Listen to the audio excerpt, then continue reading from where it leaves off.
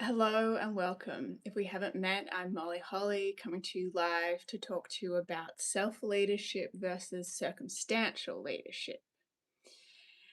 And the thing is, with this topic, I often think that we do ourselves quite a disservice by saying things like, I'm not a leader, I'm not an entrepreneur, I'm not creative.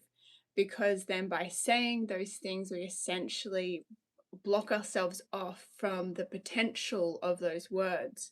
Maybe you think you're not a leader because you don't have the title or the power or the authority, or maybe you think you're not an entrepreneur because you're not successful enough, or maybe not creative. Creative was a big one for me. I always said, "Oh, I'm not creative. Like artists are creative. I'm not creative." But the problem is that cut off that potential, because as soon as I started to identify with the word creative, then I started to become creative in all these ways. As soon as I started identifying with the word entrepreneur, I started coming up with all these different ideas and solutions and business ideas. As soon as I identified with the word leader, then anytime an opportunity would come up, I would be like, yes, of course, like I can do that, I can manage that, like I have leadership abilities, or I have leadership, I suppose. And so when we say we're not a leader or not an entrepreneur or not these things, then there's all this potential that we're not allowing ourselves to access. And identity work, shifting your identity, is quite a popular topic these days. Well, this is like the quickest identity hack ever that no one's really talking about. And it's literally using the words you identify with. So if you want to change your identity and change how you perceive your reality and the opportunities you see and the challenges you easily overcome, it's to be like, oh, actually, maybe I do have some leadership abilities, or maybe I am a bit entrepreneurial, or maybe I am a bit creative.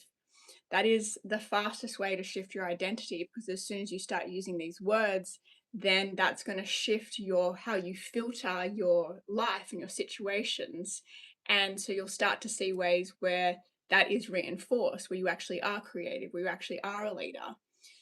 But bringing it back to this concept of self leadership versus circumstantial leadership, a friend of mine recently asked me if I thought that anyone, given the right opportunity, could be a leader. And my answer was not in the traditional sense. So, circumstantial leadership is what we mostly know as being a leader. So, that's having the title, the authority, being called a leader, having, followers, I suppose, is circumstantial leadership. And a lot of people don't realize that kind of leadership is actually a very specific set of skills, just like engineering is a specific set of skills, or mechanic is a specific set of skills. It kind of just looks like, I don't know, a leader or a manager is just doing whatever, but there is actually a specific set of skills that are often much more related to like strategy and management, people and stuff. So when my friend asked me if I thought anyone could be a leader, not in the traditional sense, not in the sense, and not everyone wants to even be a leader in the traditional sense, in that, having to manage people and manage problems and kind of like deal and navigate all of that, like that's really not for everyone. But what I said is that I do believe everyone has leadership abilities. So they have the ability to lead themselves. I think it is human nature to be able to make your own decisions, right? Like that, when you strip back the word leader, it is essentially to be the one that chooses the direction, to makes decisions, to figures out the way. And all humans, all adult humans have the ability to do that. And so we all have an ability to lead ourselves and to lead our lives and to choose our paths and to decide for ourselves what how we want to solve a certain problem or overcome a certain issue, or just like do anything. And so when we cut ourselves off from saying, oh, like I'm not a leader, I can't be a leader, like I don't do anything related to leadership, then it's like we kind of like stop ourselves, or like block that potential, that inner authority of being our own authority, of being having our agency over our own lives. And so really reconnecting and like figuring out what those these words mean to you, what they how they resonate with you, because then you can start to notice ways where you can reconnect with that inner authority, where you can just have the authority in your life in a situation, but also to see how other people are leading themselves, or to give them that opportunity to lead themselves. I mean, it's one of the most collaborative ways, right? Like everyone's looking up how to, you know, network and be better to work with, and like career success and all these things, but it's like collaborating means you leading yourself and letting other people lead themselves. Like that is a team effort. That is like, if you want a co-founder, you find someone that matches your level of self-leadership. Yeah, any team environment like this is like, self-leadership is such a career hack that people don't even realize. A lot of people might think of it as initiative, or I don't know, quick learner, or like there's so many words that are used for it, but really it is just someone who is taking control of their life and their choices, and not always waiting for permission and taking responsibility, which is what I've been speaking about in the last few days of this mini series about self leadership. Those, you don't have to watch any of these in order. Those replays are currently available. But this all ties in to this element of self leadership, which I do honestly believe is available for everyone, but it always looks different. Like everyone's self leadership is going to look different, and people are going to be more comfortable in certain areas than in others. Like, I don't know, if I just walk into, I don't know, like a factory, just somewhere that like I have no skills. Like I'm not going to try and be the one that's making decisions there. Like I'm going to be okay at being a follower. And so this is the great thing about something like leadership and followers. Like you can be a CEO and a director of a company over here, but you can still be a follower of someone else in a different skill set over here. And so it doesn't necessarily have to mean like, oh, I'm not a leader, I'm never a leader. It's like we all have different leadership capabilities and leadership, I don't know what to call it, maybe like, yeah, abilities, capability, like characteristics, I suppose, skills. Like some people are leaders of ideas, some people are leaders of people, some people are